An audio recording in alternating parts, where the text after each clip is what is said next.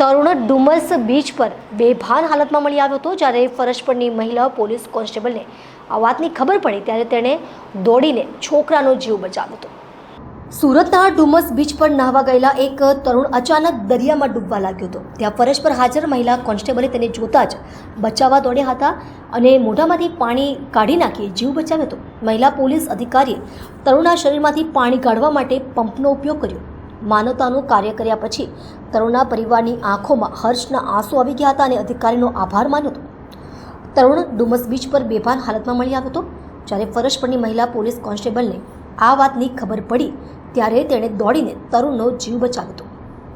Constable Payal બામણિયાને ખ્યાલ આવ્યો કે તરુણના મોઢામાં પાણી ઘૂસી ગયું છે અને તે પોતાનો જીવ બચાવવા માટે સંઘર્ષ કરી રહ્યો હતો। પોલીસ કર્મીએ તેની છાતી પર પંપ મારીને તેનો જીવ બચાવ્યો હતો।